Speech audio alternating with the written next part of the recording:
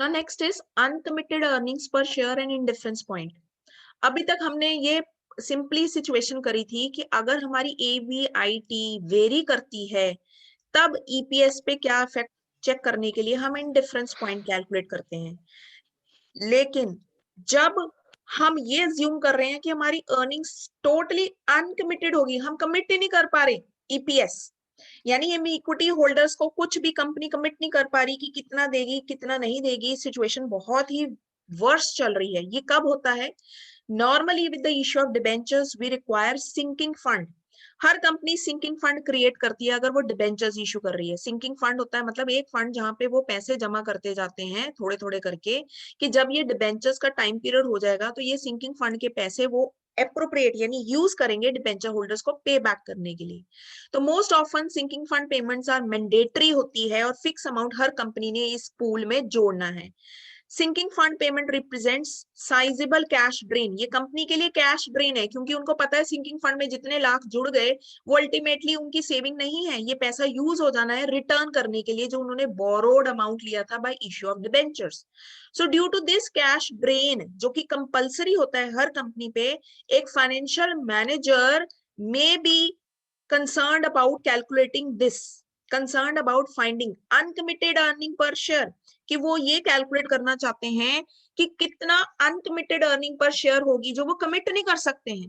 क्यों? क्योंकि उनको सिंकिंग फंड क्रिएट करना है, उनको प्रॉफिट क्योंकि जो वेरी करते हैं, एक साल में फर्स्ट ईयर में मान लो सिर्फ प्रॉफिट हुआ 5 लाख का, प्रॉफिट हुआ ही नहीं, लेकिन कंपलसरी सिंकिंग फंड उन्होंने क्रिएट करना ही करना है 3 लाख रुपीस का, तो 5 लाख में से तो 3 लाख यहाँ चले गए, तो वो बाकी एक्सपेंसेस कैसे बेयर करेंगे? तो इसीलिए कई सिचुएशन ऐसी होती है सिंकिंग फंड क्रिएट करने के कारण कि कंपनी अनकमिट करती है कि वो ईपीएस दे पाएगी कि नहीं दे पाएगी।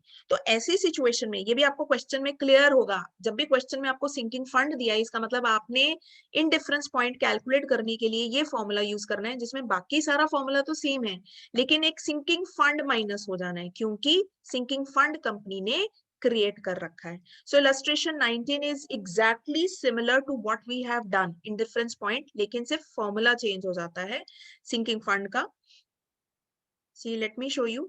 दो तरह से कैलकुलेट करेंगे। बिफोर सिंकिंग फंड ये फॉर्मूला अप्लाई करके हमने कैसे इन डिफरेंस पॉइंट कैलकुलेट करा, एंड सिंकिंग फंड अगर हम यूज कर रहे हैं, सिंकिंग फंड अज्यूम कर रहे हैं, तब माइनस सिंकिंग फंड हो जाएगा। तब हमारा फॉर्मूले तो सेम है लेकिन माइनस सिंकिंग फंड हो जाएगा। तो उस तरह से ये कैलकुलेट करना है आपने।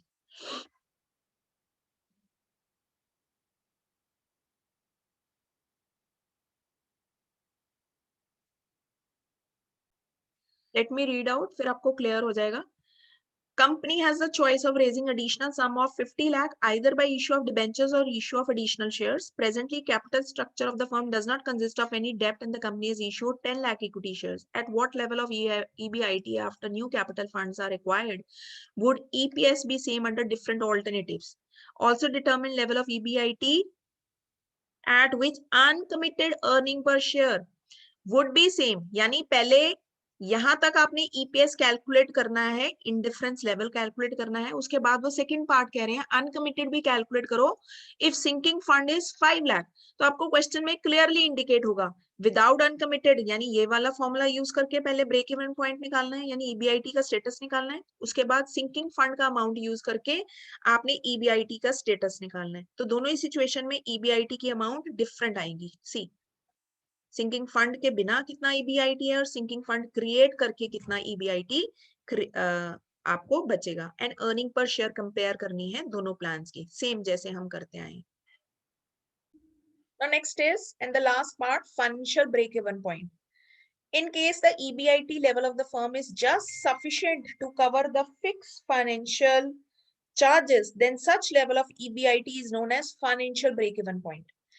जब कंपनी ये कहती है कि हमारे पास फंड्स सिर्फ उतने हैं, हम कुछ सेव नहीं कर पाएंगे, कुछ बचा नहीं पाएंगे, कोई रिजर्व नहीं क्रिएट कर पाएंगे, जितना हमारी ईबीटी आई उससे हम सिर्फ अपने फिक्स फाइनेंशियल चार्जेस ही पे कर पाएंगे, इसके अलावा हम कुछ और नहीं कर पाएंगे, तब उस पॉइंट को, उस अमाउंट को हम कहते हैं financial break even point. And consequently obviously company के पास कुछ बचा ही नहीं तो ईपीएस इस सिचुएशन में जीरो होगा।